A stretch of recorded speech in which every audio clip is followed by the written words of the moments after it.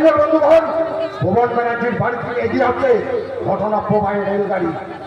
Passenger বন্ধুগণ, আপনারা কি চান না 14 নম্বর প্ল্যাটফর্মে গাড়িটা একটু দাঁড় করিয়ে এখানে কি ঘটনা ঘটছে সেটা নিজের চোখে দেখতে?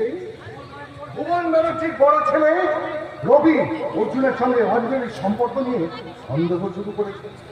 তবু ভুবন ব্যানার্জি অর্জুনকে ছেলের মতো ভালোবাসে, অঞ্জলি অর্জুনকে দেওয়ারির মতো স্নেহ করে।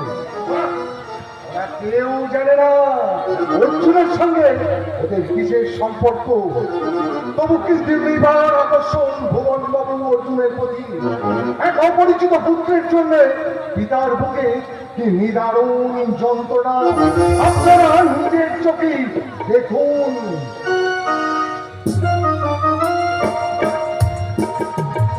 অর্জুন এই বাড়িতে না এলে বুকটা বা শূন্য মনে হয়। অর্জুনকে একদিন না দেখলে মনে হয় অনেকদিন তার সঙ্গে আমার দেখা হয়নি। অর্জুন প্রায় এ বাড়িতে আসে। আমার ছেলে, বৌমা, নাতি সবাই ওকে ভালোবাসে, কিন্তু একটা অপরিচিত ছেলের জন্য কিসের এত মায়া, কিসের এত টান? আমি বলতে পারি বাবা। পাগলি মেয়ে সব বলছে, অথচ দেখো ব্যাপারটা আমিই বলতে পারি। আচ্ছা, আমাদের বাড়িতে অর্জুন কতদিন আছে? 4 দিন। অথচ মনে হচ্ছে অর্জুনের সঙ্গে আমার 4 দিন ধরে দেখা হয়নি।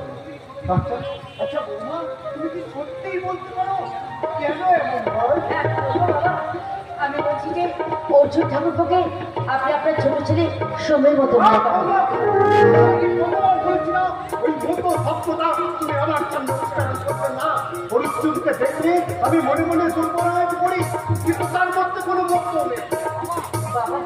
ওই মতো কত সত্যতা এই ভুবন ব্যানার্জির মুখ থেকে কোনোদিন মুছে যায়নি, কোনোদিন মুছতে। আশ্চর্য, এই মতো শব্দটার উপর বাবার এত রাগ কেন? যখনই কোনো কথা বলতে যে এই মতো শব্দটা আমি উচ্চারণ করেছি, তখনই যেন বাবা কেন কি আছে অর্জুন ঠাকুর? তুমি আমার হওয়ার জন্য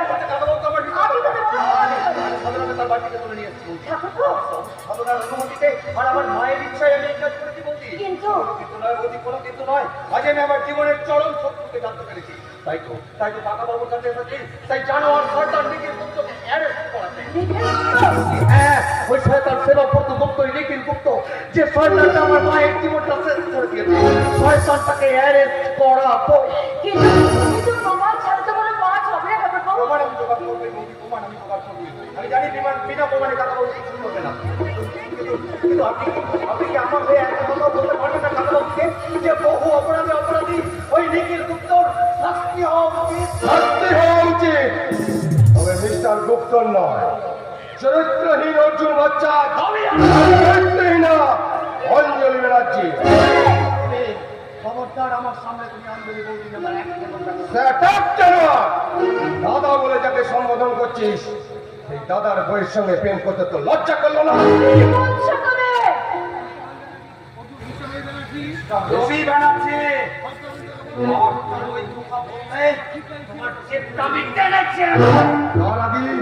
তার আগে তো লাশ পর থাকবে।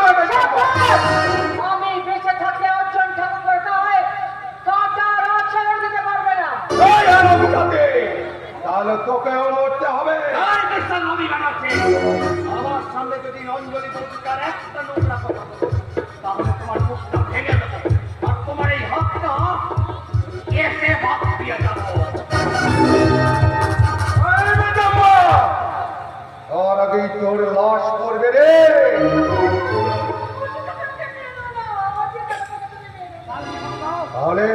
তাহলে তুমি কথা দাও, তুমি নিজের মুখে বললে অর্জুনকে বলবে অর্জুন চরিত্রহীন। কথা উচ্চারণ করতে চাইছিস তুমি? হ্যাঁ বাবা, আমি বলবো। আমি থানায় যাওয়ার সঙ্গে সঙ্গে তোমার দাদা অনেক এই কথাটা আমাকে বললো। অর্জুন নাকি সাধনাকে জোর করে তুলে নিয়ে গেছে। আমি বিশ্বাস করিনি মা।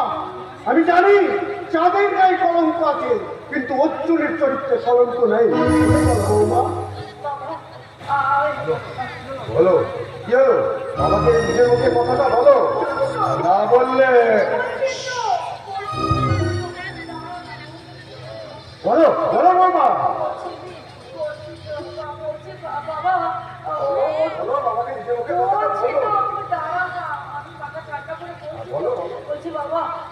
অর্জুন ঠাকুর পর্যন্ত সাধনার ইজ্জতি নেয়নি, আমার দিকেও হাত বাড়িয়েছিল।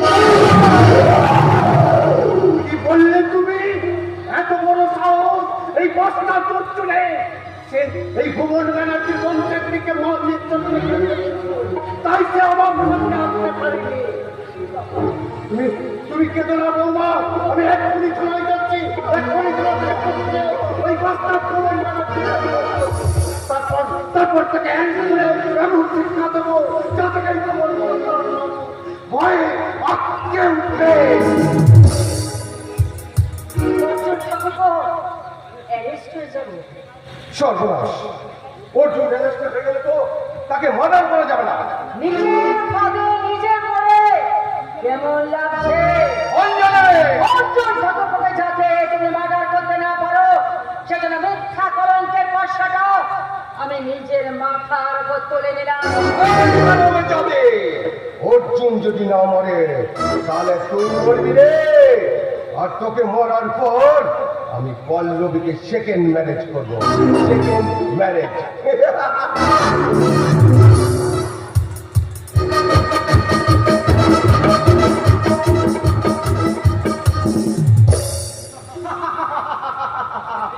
সাধনাকে বিয়ে করে অসম্ভবকে সম্ভব করতে চলেছে আমার নাতি অর্জুন, আর তাকে তাকে হাতিয়ার হিসেবে গড়ে তুলেছে আমার মেয়ে আরতি।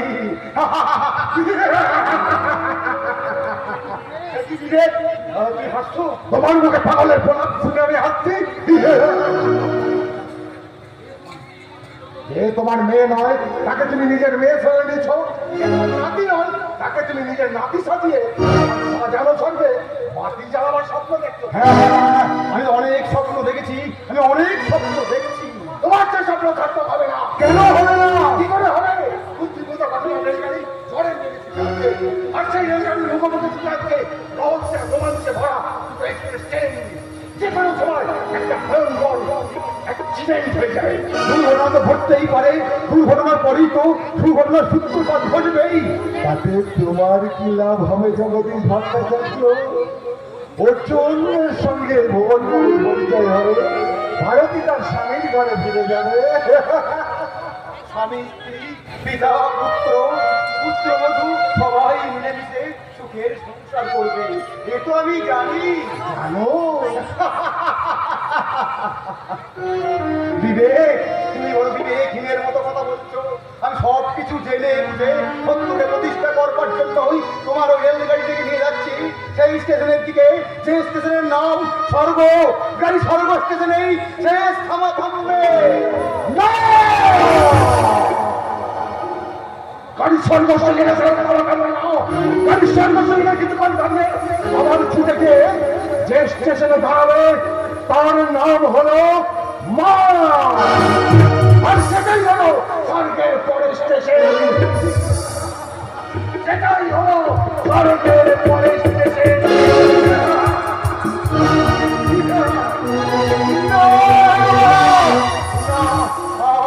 আমার সমস্ত চিন্তা ভাবনা তো কেন সব উল্টো পাল্টা হয়ে গেল। আমার ভিতর থেকে আর একটা আমি বেরিয়ে এসে আমার সমস্ত চিন্তা ভাবনা উল্টো পাল্টা করে দিয়ে গেল। আরতি, মা ভারতী। কি হয়েছে বাবা? তুমি এখন চিন্তা করছো কেন? অর্জুন কোথায়? অর্জুন অর্জুন অর্জুন কোথায় আছে জানি না বাবা, তারা এই সাধনা ঘরে বসে কবিতার সঙ্গে গল্প করছে। বলু, বলতে দে, তোকে আমি একটা কথা বলেছি শোন। কি কথা বাবা? ওই শিবাব্বর তোর মেয়ে সাধনাকে তুই কিছুতেই এখান থেকে পাঠাবি না।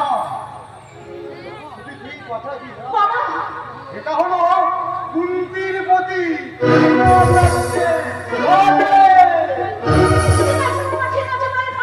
আমি তোমার কথায় রাখবো, আমি অর্জুনকে সাবধান করে দেবো সে যেন কিছুতেই নিখিল গুপ্তাকে ক্ষমা না করে। নিখিল গুপ্তা, তোমাকে সাজা পেতেই হবে, তোমাকে সাজা পেতেই হবে। হ্যাঁ, সেই জন্যই তো ওই জানোয়ার নিখিল গুপ্তকে অ্যারেস্ট করবার জন্যই তো আমি কাকাবাবুর সঙ্গে দেখা করতে গিয়েছিলাম। কি বলিস? তুই মায়ের সঙ্গে দেখা না করে তুই দারোগার বাবুর কাছে গিয়েছিলি? কেন মা, তিনি আমাকে স্নেহ করেন। সে কি মায়ের মতো তোকে স্নেহ করেন? স্নেহ বোধহয় নিম্নগামী মা। কিন্তু মা যে সন্তানের প্রতি ভালোবাসা নির্ভরী নয়, মা চায় তার চেয়ে বড় হোক 10 জনের একজন। না না মা, না, আমি 10 জনের একজন হতে চাই না, আমি চাই লক্ষ জনের একজন হতে। তাই বলে আমার আশা কখন চলে নয় মা। আমি চাই প্রতিভাগ প্রতিধ্বনিত হোক প্রশাসনের প্রতিনিধি ভুবন ব্যানার্জির বুকে। তুই যদি কোনদিন হঠাৎ জানতে পারিস জানি ভুবন ব্যানার্জি তোর ভাইয়ের জীবনের চরম সত্য কি করবি? পাগল হয়ে গেছো মা। অর্জুন, আমার প্রশ্নের উত্তর এড়িয়ে যেতে চাস না। উত্তর তুমি শুনবে মা? তাহলে শোনো মা, মাতৃ পূজারী অর্জুনের দু হাতে দুটো ব্রহ্মাস্ত্র, আর একটা ব্রহ্মদেব। বুদ্ধিমতী মা তুমি মাতৃ পূজারী সন্তানের বাকি কথাটা বুঝে নিও মা, বুঝে নিও।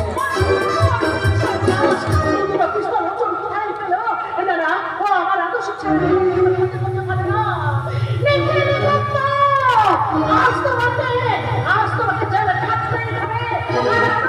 পুলিশ অফিসার আজ তোমাকে আমার কাছে ফিরে আসতেই আসতে পারি? আসুন। এটা কি অর্জুন বচ্চাদের বাড়ি?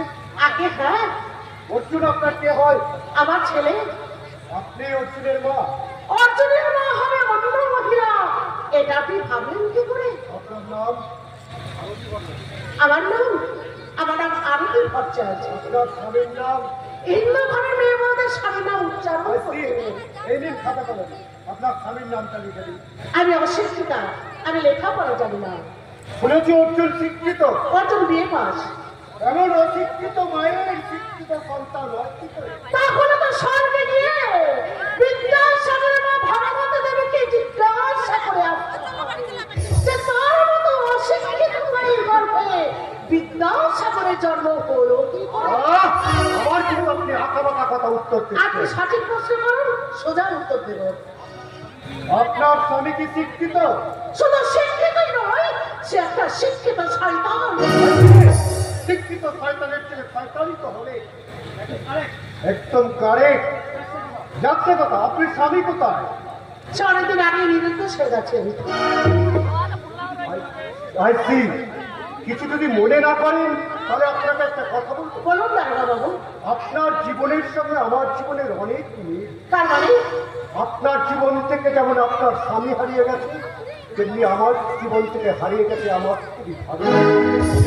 তাকে আমি মিথ্যা অপবাদ দিয়ে বাড়ি থেকে তাড়িয়ে দিচ্ছি। যাকে আমি মিথ্যা অপবাদ দিয়ে বাড়ি থেকে তাড়িয়ে দিয়েছেন, তার জন্য ভাবতে আপনার লজ্জা করছে না? আপনাকে বলছি আপনার বিরহের কথা আপনি আমার কাছে বলতে এসেছেন দারোগা বাবু। I am sorry. কিছুক্ষণের জন্য আমি আমার জীবনের ব্যক্তিগত কথা আপনাকে বলে ফেলেছি, তার জন্য আমি দুঃখিত। এখন বলুন, আপনার ছেলে অর্জুন কোথায়? জানি না। আপনি কি জানেন অর্জুন যে কোম্পানিতে চাকরি করতো সেই কোম্পানির মালিকের মেয়েকে জোর করে তুলে নিয়ে গেছে? বলে পবিত্র নামে এক সমাজ বিরোধী আর আপনার আদর্শ অর্জুন তাকে দুজনে মেরে বলাৎকার করে থামবেন না। অর্জুনকে আমি সেরাও করতাম। সে আমার বাড়িতে যেত, আমার ছেলে বৌমা নাতি সবাই ওকে ভালোবাসত। আপনার ছেলে অর্জুন আমার বৌমার দিকে ইজ্জত নেবে না। মিথ্যা কথা বলবো, আপনার অভিযোগ সম্পূর্ণ মিথ্যা। আমি আমার মায়ের পা ধরে বলছি, আপনার অভিযোগ সম্পূর্ণ মিথ্যা। আমাকে বিশ্বাস করতে হবে তোর কথা। আমাকে বৌমা নিজে বলেছে তুই তার ইজ্জতের জন্য মিথ্যে কথা! আমি মিথ্যে কথা বলেছে। অর্জুন ঠাকুর সম্পূর্ণ নির্দোষ। অর্জুন ঠাকুর সম্পূর্ণ নির্দোষ। তবু সেবাপুত্র অর্জুন ঠাকুরকে খুন করতে চায়। আর অর্জুন ঠাকুর হাজির থাকে যাতে সেবাপুত্র লোকের ওকে খুন করতে না পারে। সেই কথা আমি মিথ্যে কথা বলেছি। বৌমা মিথ্যে কথা বলেছি। আমি কোথায়? জগদীশ ভট্টাচার্যের বাড়ির উঠানে দাঁড়িয়ে আছেন দারোগা বাবু। আপনি কিং কর্তব্য অসহায় বিমূঢ় ভুবন ব্যানার্জি, আপনাকে ঘিরে আছে একাধিক আপনজন। আমি কে? আমি আরতির বাবা আর অর্জুনের দাদু। আর অনেক ঘটনার সাক্ষী, আপনি ঘুমটা নালায় নিজেকে লুকিয়ে রাখছেন। আপনি বলুন, আপনি কে?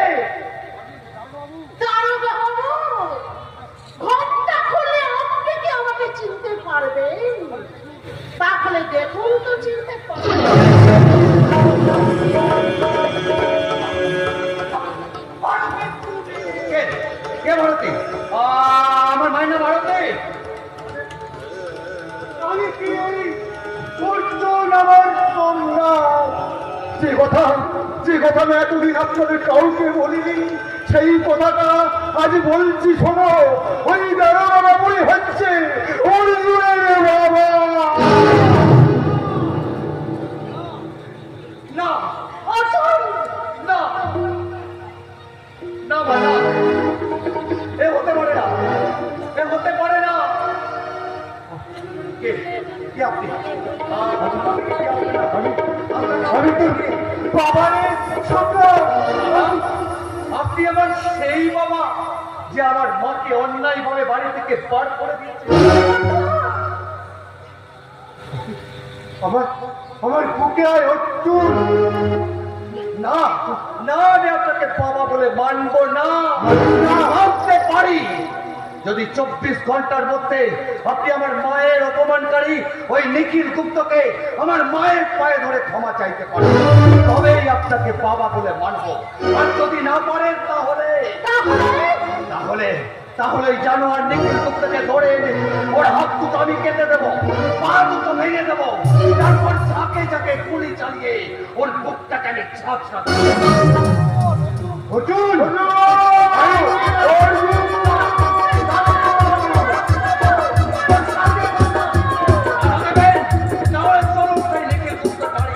সেখানেই পরীক্ষা হয়ে যাবে কার ক্ষমতা বেশি, আইন রক্ষাকারী পিতা নাকি মাতৃ পূজারী সন্তানের।